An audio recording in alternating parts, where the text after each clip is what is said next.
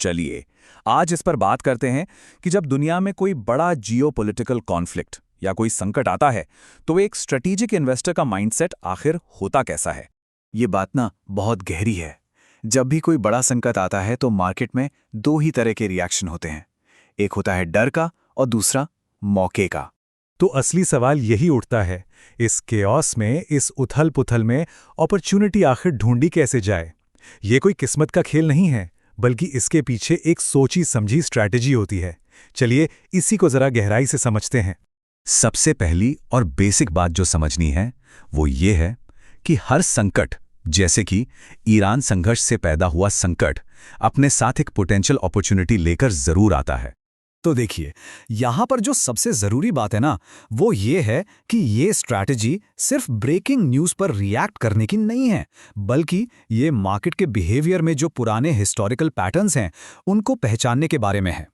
Smart निवेशक हमेशा घबराहट के पार देखने की कोशिश करते हैं। तो चलिए अब ये समझते हैं कि आखिर इस तरह के कॉन्फ्लिक्ट के टाइम पर मार्केट में इतनी घबराहट फैलती क्यों है, और इसका सबसे बड़ा कारण है तेल।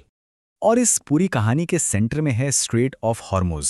ये एक बहुत ही संकरा समुद्री रास्ता है, लेकिन ग्लोबल ऑयल सप्लाई के लिए इसकी अहमियत बहुत बहुत ज्यादा है। सोचिए, दुनिया का करीब करीब 20% तेल इसी पतले से रास्ते से गुजरता है। अब जाहिर सी बात है, यहां जरा सी भी गड़बड़ हुई तो पूरी दुनिया की इकोनॉमी हिल सकती है। तो ये जो पैनिक फैलता है ना, इसका एक पूरा चेन रिएक्शन होता है। जैसे ही लड़ाई की वजह से ये रास्ता बंद होता है, तेल की कीमतें आसमान छूने लगती हैं। फिर क्या होता है, महंगाई बढ़ने का डर पैदा होता है और बस निवेशक घबराकर बेचना शुरू कर देते हैं और पूरा का पूरा मार्केट नीचे आ जाता है। अब हमारे जैसे देशों के लिए जो अपनी ज़रूरत का 85 से 90% तेल बाहर से मंगाते हैं, उनके लिए तो ये तेल की बढ़ी हुई कीमतें इकोनॉमी पर ज़बरदस्त दबाव डालती हैं। तो जब ज़्यादातर लोग पैनिक कर रहे होते हैं, ठीक उसी वक्त एक स्ट्रेटेजिक इन्वेस्टर क्या करता है, वो इस सिचुएशन को एनालाइज करता है। वो ये पहचानता है कि इस नए माहौल में कौन से सेक्टर्स को फायदा होगा और किन्हें नुकसान झेलना पड़ेगा। चलिए देखते हैं ये कैसे होता है। तेल की कीमतें बढ़ी तो एनर्जी और ऑयल कंपनियों को तो सीधा सीधा फायदा होगा। युद्ध का माहौल बना तो डिफेंस सेक्टर में सरकारी खर्च बढ़ जाएगा। दूसरी तरफ एविएशन, पेंट्स, ऑटोमोबाइल जैसे सेक्टर्स, जिनका खर्चा सीधे सीधे तेल की कीमतों से जुड़ा है, उनको नुकसान होगा।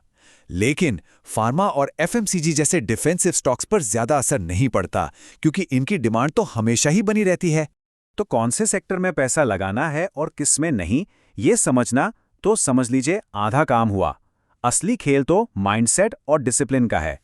और यहां पर ना दो तरह की सोच का फर्क बिल्कुल साफ हो जाता है। एक तरफ वो लोग हैं जो घबराहट में रिएक्ट करते हैं, जिससे अक्सर नुकसान ही होता है, और दूसरी तरफ है सोची समझी स्ट्रैटेजी, जो इसी उठापटा को एक मौके की तरह देखती है। तो इस डिसिप्लिन्ड अप्रोच के 3 बहुत ही सिंपल से नियम हैं। पहला, मार्केट गिरने पर घबराकर अपनी अच्छी इन्वेस्टमेंट बेचनी नहीं है। दूसरा, यह समझना है कि पैसा किस सेक्टर से निकलकर किस सेक्टर की तरफ जा रहा है। और तीसरा, अगर कोई एसआईपी जैसा सिस्टमैटिक इन्वेस्टमेंट चल रहा है तो उसे जारी रखना है, बंद नहीं करना। ये लाइन बहुत जरूरी है। जो प्रोफेशनल निवेशक होते हैं ना, वो अंदाजों और पैटर्न पर काम करते हैं, न कि खबर आने के बाद। वो हमेशा एक कदम आगे की सोचते हैं। और आखिर में मैं एक सवाल के साथ इस चर्चा को खत्म करना चाहूंगा। सोचिए, किसी मार्केट क्राइसिस में असली रिस्क क्या है? वो घटना खुद या उस घटना पर हमारा जो रिएक्शन होता है वो? ये सवाल ही इस पूरे विश्लेषण का सार है। याद रखिए, पैसा वही बनाता है जो डर से नहीं, समझ से निवेश करता है।